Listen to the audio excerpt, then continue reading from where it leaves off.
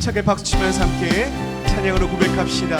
구주의 십자가 보혈로 내 죄를 씻으신 그 주님의 은혜, 그 보혈의 은혜를 함께 믿음으로 찬양하며 고백합니다. 구주의 십자가 보혈로, 구주의 십자가 보혈로 죄 씻음 받기를 원하네. 내 죄를 씻으신 주 이름 찬송합시다. 구주의 십자가 보혈로 죄 씻음 받기를 원하네. 내 죄를 씻으신 주 이름 찬송합시다. 찬송합시다. 찬송합시다. 내 죄를 씻으신 주 이름 찬송합시다. 죄악을 속하여 주신 주 내 속에 들어와 계시네. 십자가 앞에서 주 이름 찬송합시다. 주님을 찬송합시다. 찬송합시다. 내 죄를 씻으신 주 이름 찬송합시다. 주 앞에 흐르는 주 앞에 흐르는 생명수 날 씻어 정하게 하시네. 내 기쁜 정성을 다하여 찬송합시다. 찬송합시다. 찬송합시다. 내 죄를 씻으신 주 이름 찬송합시다. 내 주께 회개한 영혼은 생명수 가운데 젖었네. 끝없고 순전한 주 이름 찬송합시다. 찬송합시다. 찬송합시다. 내 죄를 씻으신 주 이름 찬송합시다. 찬송합시다. 찬송합시다. 찬송합시다. 내 죄를 씻으신 주 이름 찬송합시다. 할렐루야. 그 구원의 이름을 찬양합니다. 여러분은 하나님의 나라를 누리면서 살아가고 계십니까? 여러분의 삶을 한번 돌아보시기를 바랍니다. 그리고 스스로 자문해 보세요.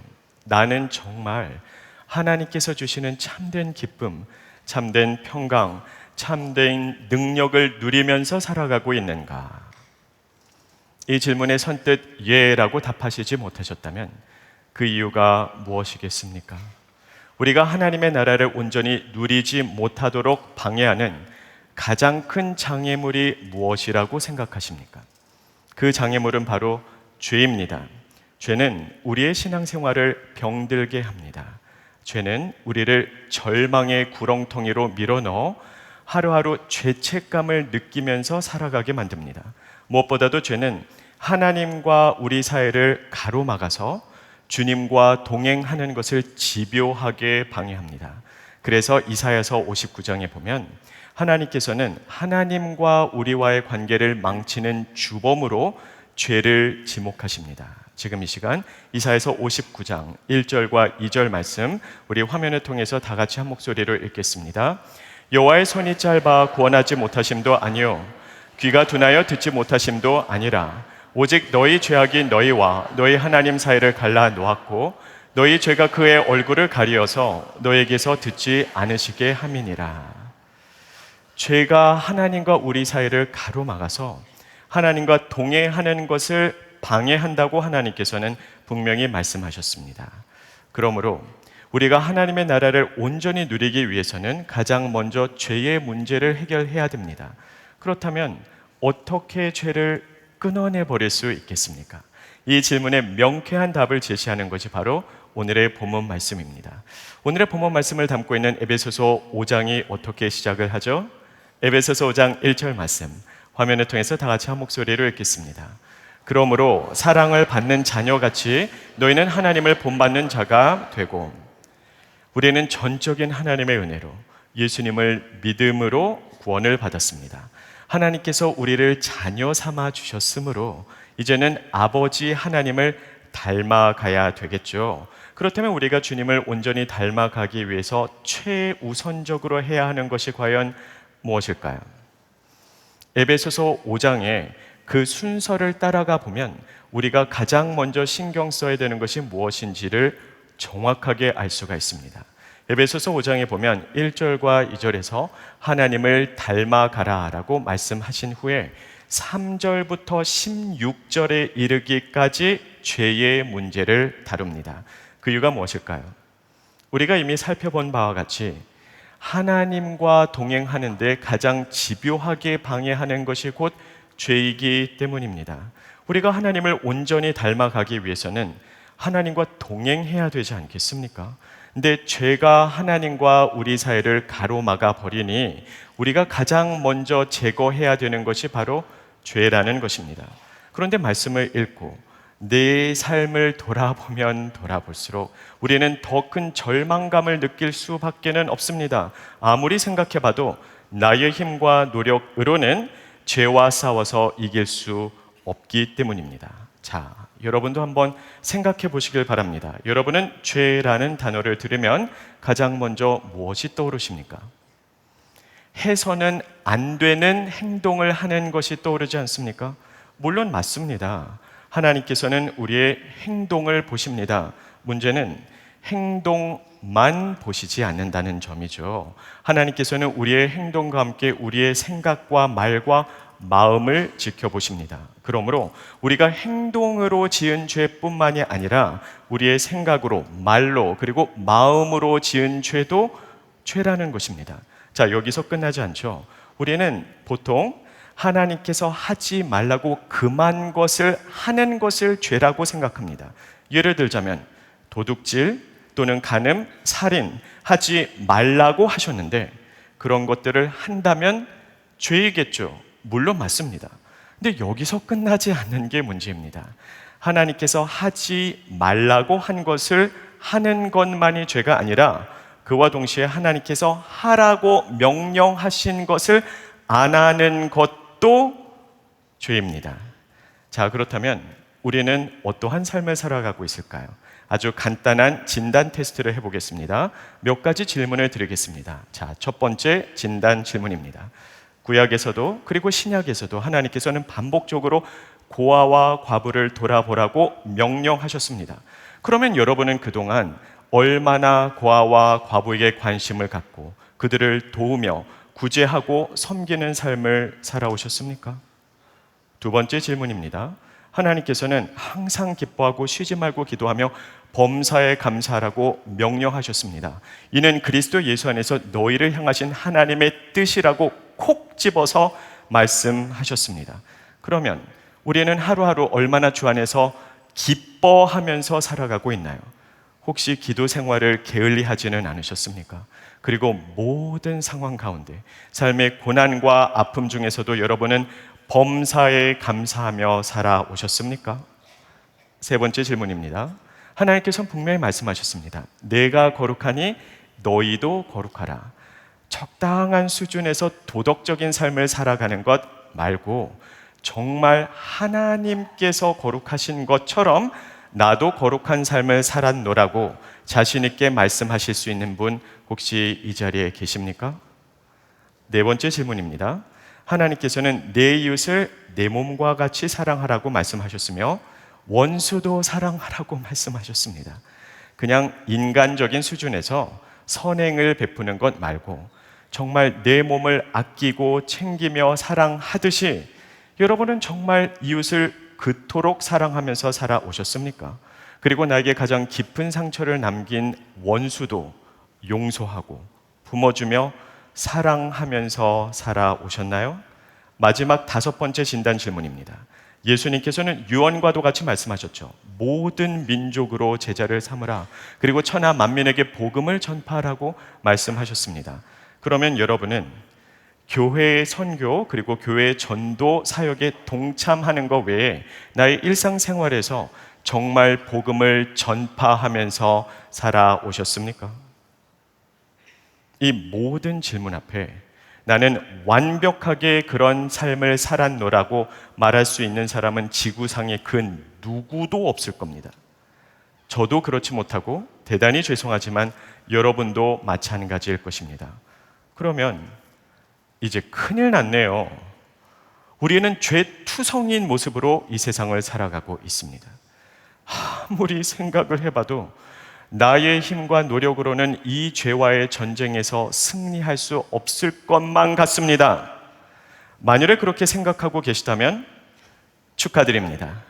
여러분은 이제 죄와의 전쟁에서 승리할 수 있는 첫 단추를 제대로 끼워 넣으신 겁니다.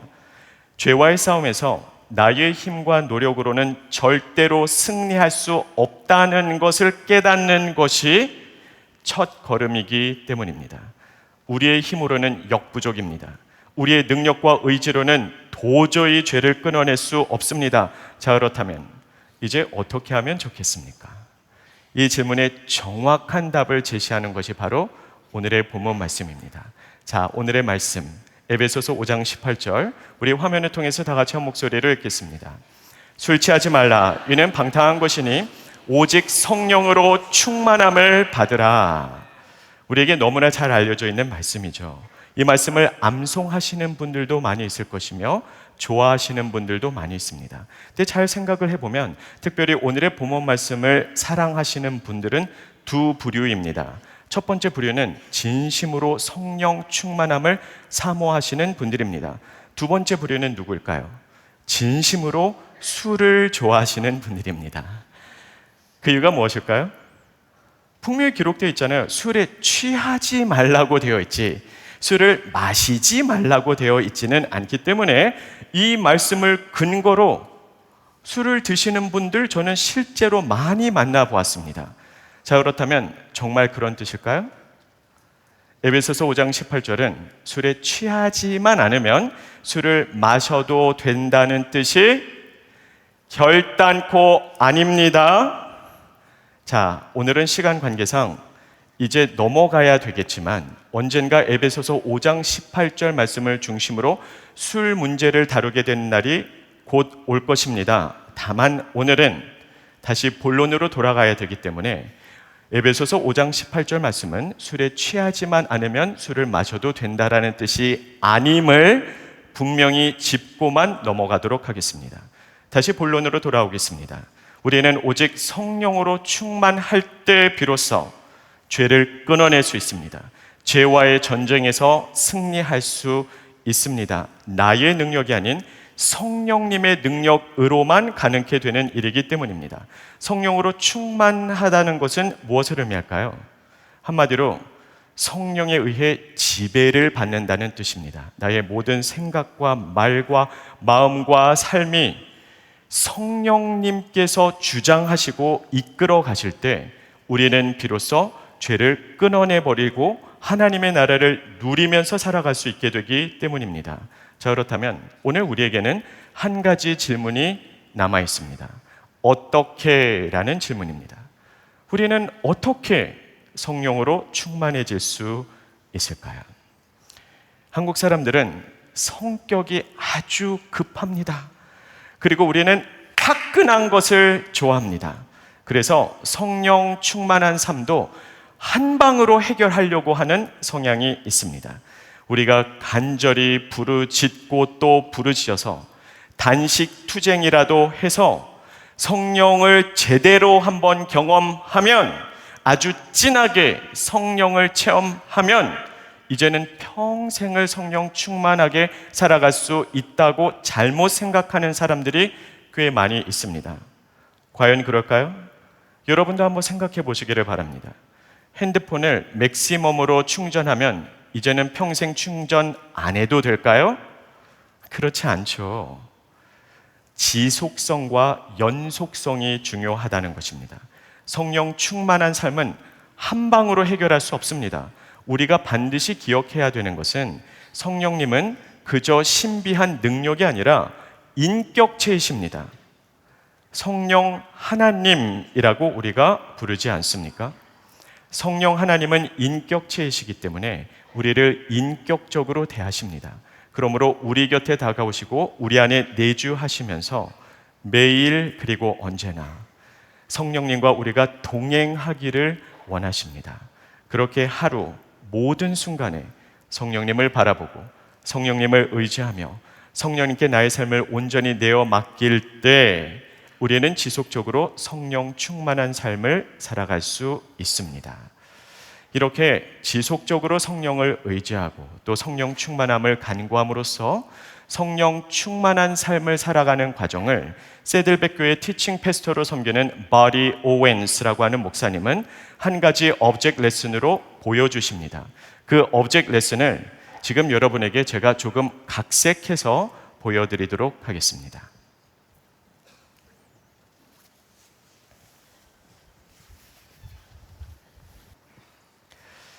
지금 여기 있는 이 맑고 투명한 물은 우리가 처음에 예수님을 영접했을 때 우리의 마음과 삶과 영혼을 상징합니다. 우리가 예수님을 나의 삶의 구세주와 주님으로 영접할 때 예수님께서는 오셔서 십자가의 보혈로 우리의 모든 죄를 깨끗하게 씻어주십니다. 그리고 내주하시는 성령님이 임하시죠. 그 결과 우리의 영혼과 우리의 삶, 마음은 이렇게 맑고 투명할 수 있습니다. 그러나 우리가 언제까지나 이렇게 순결하게 살아가는 것은 아니죠. 우리에게는 죄성이 깊게 뿌리 내리고 있기 때문에 시간의 흐름에 따라 그 죄성에 하나 둘씩 고개를 들기 시작합니다.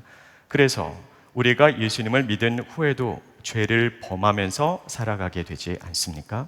자, 여기에 있는 핫소스는 우리의 삶에 있는 울분과 분노와 짜증, 신경질, 불평, 불만을 의미합니다. 우리가 살다 보면 화가 날 때가 있지 않습니까? 그런가 하면 불평과 불만을 터뜨릴 때도 있고 또는 신경질을 내고 짜증을 낼 때도 있습니다. 그런가 하면 누군가가 나의 뚜껑을 열리게 하면 버럭 화를 내기도 하고 울분을 터뜨리기도 합니다. 그 결과 우리의 삶은 이렇게 오염이 될 수밖에는 없습니다. 자, 시큼한 맛을 내는 이 레몬 주스가 상징하는 바는 과연 무엇일까요? 우리의 삶에 깊게 뿌리 내리고 있는 쓴 뿌리를 의미합니다. 우리가 어렸을 때 부모님으로부터 받은 상처가 있겠죠. 또는 남편이나 아내에게 받은 상처가 있을 수도 있습니다. 심지어는 자녀에게 받은 상처가 있을 수도 있고 내가 가장 믿고 신뢰하던 그 친구로부터 배신을 당해서 상처를 받은 기억도 분명히 여러분의 삶에 있을 것입니다. 평소에는 괜찮다가도 언젠가 나에게 깊은 상처를 남긴 그 사람이 했던 말과 똑같은 말을 하는 사람을 만나면 그 사람과 비슷한 행동을 하는 사람을 맞닥뜨리게 되면 우리는 한순간에 폭발합니다. 그리고 다음과 같이 외치죠. 내가 세상에서 제일 싫어하는 사람이 바로 이런 사람이야. 내가 세상에서 가장 혐오하는 게 뭔지 알아? 바로 이거야. 우리가 너무나 과민 반응을 하기 때문에 다른 사람에게 우리도 상처를 주게 되고 그리고 관계가 깨질 때가 참으로 많이 있습니다.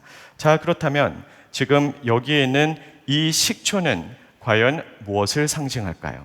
식초는 자기의 self-righteousness를 상징합니다.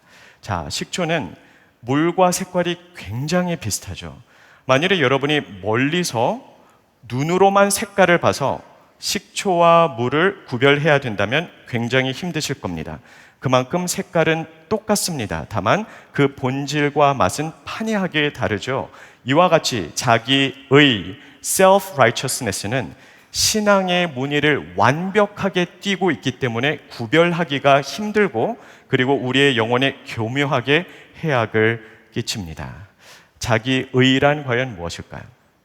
하나님의 은혜 없이도 나의 힘과 노력만으로 하나님의 의에 도달할 수 있다고 착각하여 삶에 차곡차곡 쌓아 올리는 신앙적인 공로를 의미합니다. 한마디로 하나님의 은혜보다도 나의 공로를 더 의지하는 것이죠.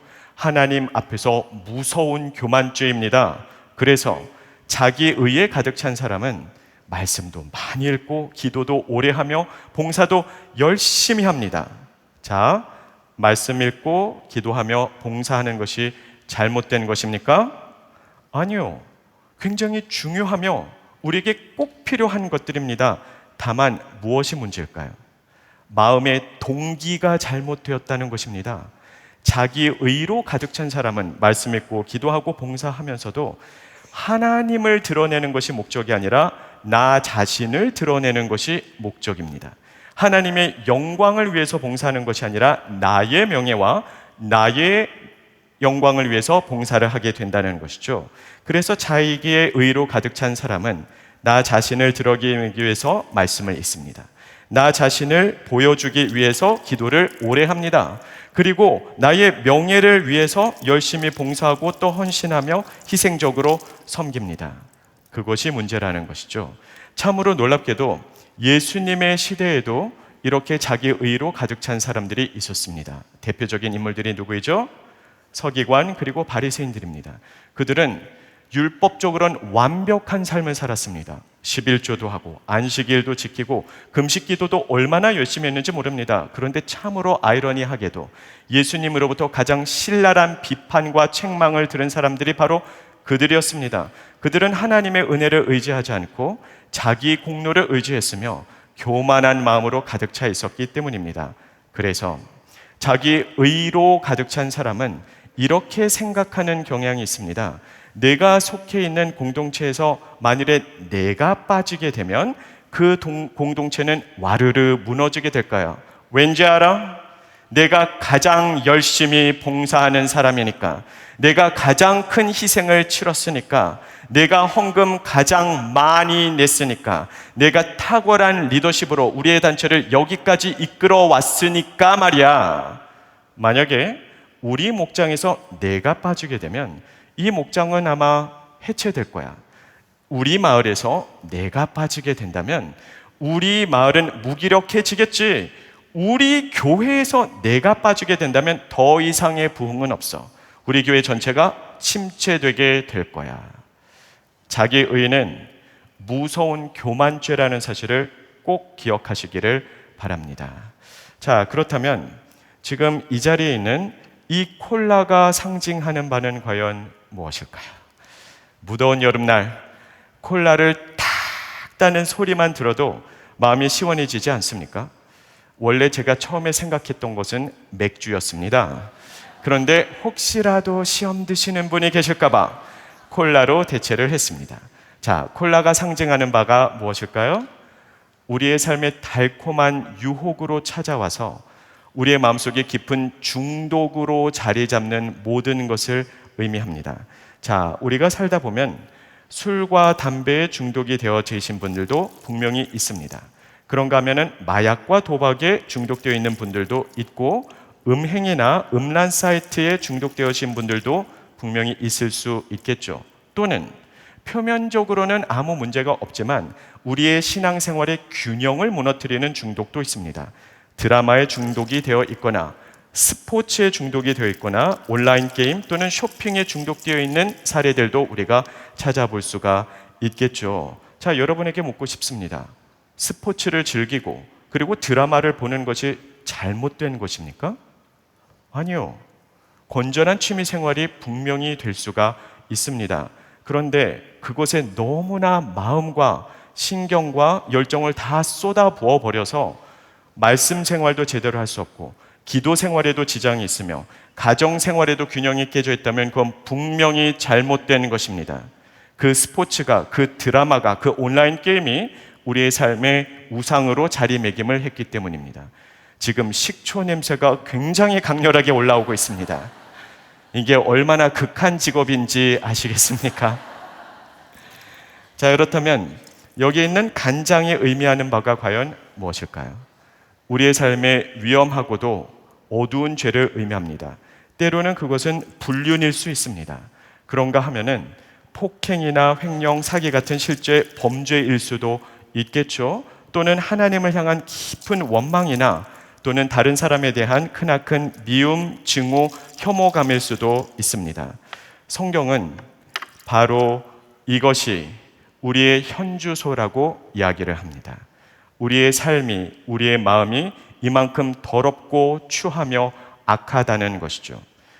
혹시 나는 이런 죄와는 아무런 상관이 없는데요 라고 자신 있게 말할 수 있는 분 계십니까? 아무도 없겠죠. 우리 모두는 죄인이기 때문입니다. 자, 그렇다면 이 절에 계신 분들 가운데 단 위로 올라오셔서 이거 한 잔 쭉 들이키실 분 혹시 계십니까? 누구라도 환영합니다. 아무도 없겠죠. 이렇게 오염된 물을 마시고 싶어 하는 사람이 세상에 어디 있겠습니까? 자, 우리의 삶이 이렇게 죄로 가득 차 있는데요. 이제 어떻게 하면 좋겠습니까? 죄의 문제를 우리는 어떻게 해결할 수 있을까요? 오늘날 수많은 사람들이 죄의 문제를 해결하기 위해서 죄의 횟수를 줄이는데 급급할 때가 참으로 많이 있습니다.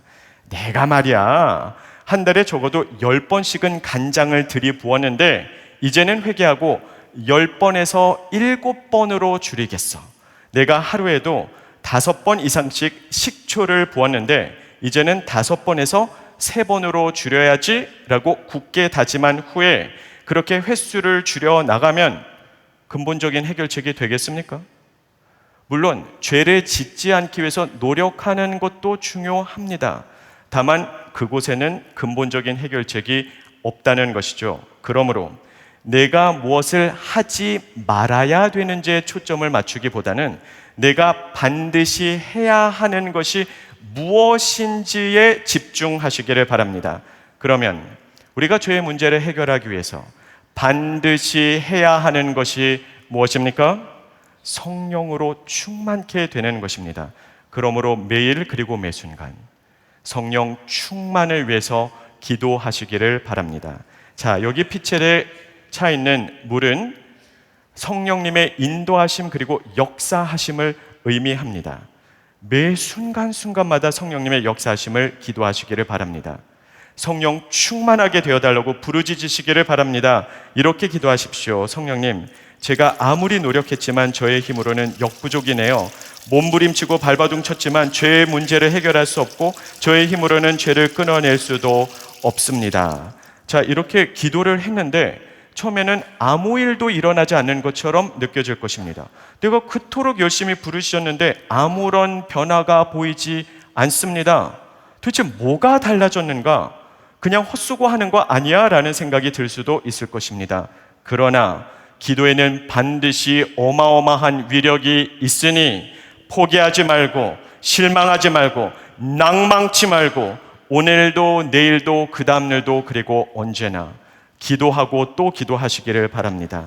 성령님, 저의 힘으로는 도저히 죄와 싸울 수 이길 수 없으니 성령님의 도우심이 절대적으로 필요합니다. 오늘도 나와 함께하여 주시옵시고 나의 삶을 인도하여 주시옵소서. 성령님, 오늘도 주님의 도우심을 구합니다. 나의 모든 생각을, 마음을, 입술을, 몸과 삶을 온전히 주장하셔서 성령님께서 말씀 가운데로 저의 삶을 이끌어 주시옵소서. 성령님, 저는 온전히 예수님을 닮아가고 싶습니다. 예수님처럼 사랑하게 해주세요. 예수님처럼 겸손하게 해주세요. 예수님처럼 충성하게 해주세요. 예수님처럼 온유하게 해주세요. 그래서 예수님을 온전히 따라가고 온전히 닮아가게 하여 주시옵소서. 바로 이것이 성령의 역사입니다. 자, 이제 이 물을 한번 마셔볼까요?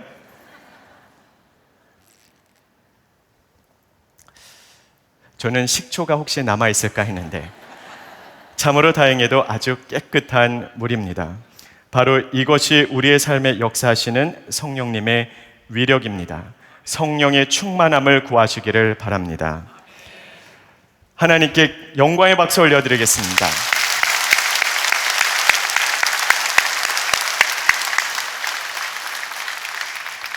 오늘 우리는 어떻게 죄를 끊어낼 수 있을 것인가 라는 질문에서 출발했습니다. 우리가 가장 먼저 기억해야 되는 것은 나의 힘과 노력, 의지만으로는 절대로 죄와의 전쟁에서 승리할 수 없다는 사실입니다. 그것을 정말로 깨달았다면 이제 하나님을 의지해야 되지 않겠습니까? 오직 성령으로 충만할 때 우리는 비로소 죄를 끊어낼 수가 있습니다. 오늘날 수많은 사람들이 죄의 문제를 해결하기 위해서 죄를 짓지 않게 급급한 삶을 살아갑니다. 말씀드렸듯이 죄를 짓지 않도록 노력하는 것도 중요하고 필요합니다. 문제는 거기에는 근본적인 해결책이 없다는 것입니다. 그러므로 내가 무엇을 하지 말아야 되는가에 초점을 맞추기보다는 내가 반드시 해야 하는 것이 무엇인지에 집중하시기를 바랍니다. 우리가 반드시 해야 되는 것은 철저하게 성령님을 의지하고 성령 충만함을 위해서 기도하며 나의 삶을 성령님께 온전히 내어드리는 것입니다. 근데 참으로 놀랍게도 내가 반드시 해야 하는 일에 집중을 하면 내가 절대로 하지 말아야 되는 일들이, 그 죄들이 저절로 사라집니다. 자, 여러분도 한번 생각해 보시길 바랍니다.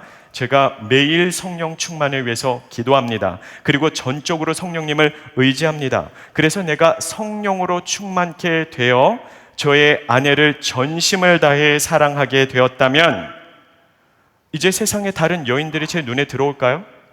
자연스럽게 불륜, 간음, 음행의 죄가 사라져 버리겠죠. 제가 매일 성령 충만함을 간절히 구함으로써 성령 충만케 되어 고아와 과부를 그리고 불우이웃들을 돌아보고 구제하며 섬기는 삶을 살아간다면 자연스럽게 이기심과 무관심이라는 죄가 사라져 버리겠죠. 제가 성령 충만함으로써 하루하루 그리고 매 순간 기뻐하고 범사에 감사하며 매일 하나님을 예배하는 삶을 살아간다면 나의 삶에 불평, 불만, 원망이라는 죄가 사라져 버리지 않겠습니까? 제가 성령 충만함으로 내 이웃을 내 몸과 같이 사랑하고 그들에게 감사한 마음을 표현하며 격려하고 칭찬하는 삶을 살아간다면 저의 삶에서 타인에 대한 비난, 험담, 뒷담화, 미움, 다툰, 시기, 질투라는 죄가 자연스럽게 사라져 버리지 않겠습니까? 그리고 우리 지구촌 교회가 성령으로 충만하여져서 예수님께서 유언과도 같이 말씀하신 전도 그리고 선교에 집중하는 삶을 살아간다면 우리 공동체에서 모든 다툼, 시비, 분쟁이 자연스럽게 사라져 버리지 않겠습니까? 그러므로 기도하시기를 바랍니다. 구체적으로 어떻게 기도를 해야 될까요? 저는 오래전에는 이렇게 기도를 했습니다. 성령님, 저의 손을 잡고 한 걸음 한 걸음 인도해 주세요. 이 기도도 참 좋은 기도입니다. 다만 저의 경우에는 한 가지 문제점을 발견했습니다. 성령님이 저의 손을 잡고 인도해 주시려고 하는데 제가 자꾸 저항하는 겁니다. 성령님, 이건 아닌 것 같습니다. 다른 길로 저를 인도하여 주시옵소서. 성령님은 인도하시려고 하나 제가 자꾸 저항하는 제 자신을 발견하게 되었습니다. 그래서 오래전에 그 기도를 바꿨습니다. 이제는 다르게 기도합니다. 이 동일한 기도를 여러분에게도 추천해 드립니다. 저는 매일 아침 눈을 뜨면 다음과 같이 기도합니다. 성령님의 인도하심과 역사하심이 제게 거대한 파도처럼 밀려오게 하사 제가 거룩의 자리로, 사랑의 자리로, 순종의 자리로 휩쓸려 내려가게 하여 주시옵소서. 성령님께서 신사적으로 인도하실 때는 자꾸 우리가 저항합니다. 그런데 10m가 넘는 쓰나미 같은 거대한 파도로 밀려오기 시작하면 그 거대한 파도 앞에서 우리는 라고 생각을 했다가 정신을 잃습니다. 정신 차리고 보면 내가 지금 어디에 서 있습니까? 거룩의 자리, 사랑의 자리, 순종의 자리로 우뚝 서 있게 되더라는 것입니다. 그래서 여러분도 매일, 매 순간 이렇게 기도하시기를 바랍니다. 성령님의 인도하심이, 역사하심이 나의 삶에 거대한 파도처럼 밀려 들어와서 제가 거룩의 자리, 사랑의 자리, 그리고 순종의 자리로 휩쓸려 내려가게 하여 주시옵소서. 이것이 저의 기도가 되고 우리 모두의 기도가 되어서 하나님의 나라를 온전히 누리고 온 세계 하나님 나라를 확장시켜 나가는 교회, 우리 지구촌 교회 되기를 예수님의 이름으로 축복합니다. 기도하겠습니다. 우리의 삶을 돌아보기를 원합니다. 우리의 삶에 반드시 끊어져야 되는 죄가 무엇입니까? 먼저 회개 기도부터 하시기를 바랍니다. 그리고 성령의 충만함을 구하십시오. 성령님의 역사하심이 파도처럼 밀려올 수 있도록, 순종의 자리로, 거룩의 자리로, 사랑의 자리로 휩쓸려 내려갈 수 있도록 지금 이 시간 성령님의 도우심, 역사하심을 구하는 시간을 갖도록 하겠습니다. 조용히 하나님의 임재 가운데로 기도함으로 나아가겠습니다. 하나님 아버지, 주신 아버지 하나님, 우리 안에 거룩히 하여 주시옵소서. 살아 역사하시는 아버지 하나님, 우리의 힘으로 할 수 있는 게 아무것도 없습니다. 죄와의 전쟁에서 승리할 수 없습니다. 그러니 성령님 도와주시옵소서. 성령으로 충만케 하여 주시옵소서. 우리의 모든 생각과 마음과 입술과 삶을 주장하사 하나님 거룩의 자리로, 순종의 자리로, 사랑의 자리로 우리 모두가 휩쓸려 내려가게 하여 주시옵소서. 아멘. 감사하며 예수 그리스도 이름으로 기도합니다. 아멘. 우리 모두 자리에서 일어나셔서 받은 말씀 붙들고 우리 성령님 의지하며 함께 찬양으로 고백하며 나아가기 원합니다.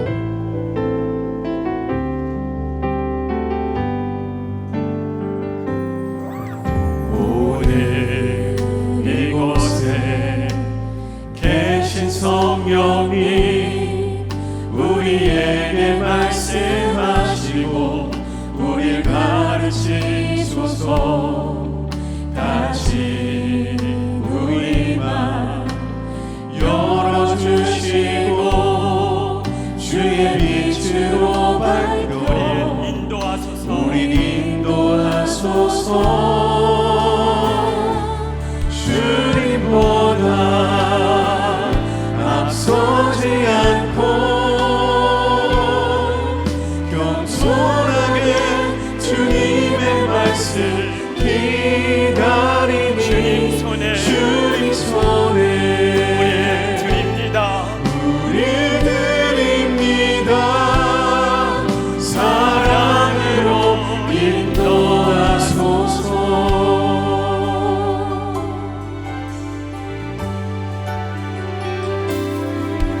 오늘 이곳에 계신 성령이 우리에게 말씀하시고 우리 가르치소서.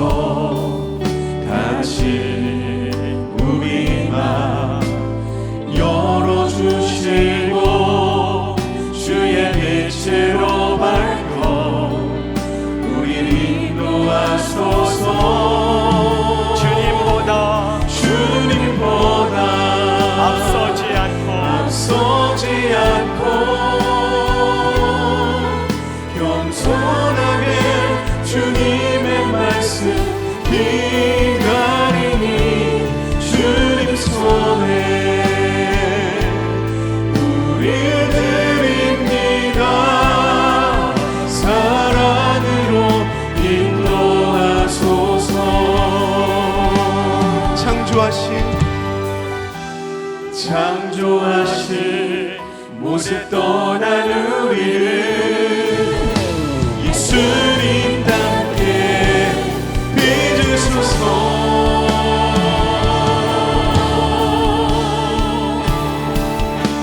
주님보다 앞서지 않고 겸손하게 주님의 말씀 기다리니 주님 손에 우리 드립니다. 사랑으로 인도하소서. 주님보다 앞서지 않고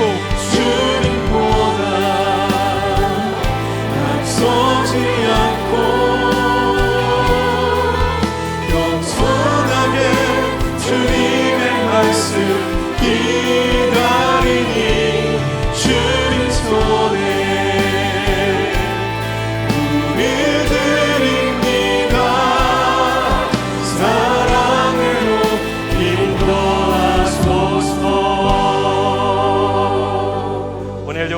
전능하신 하나님께 영광의 박수 올려드리겠습니다.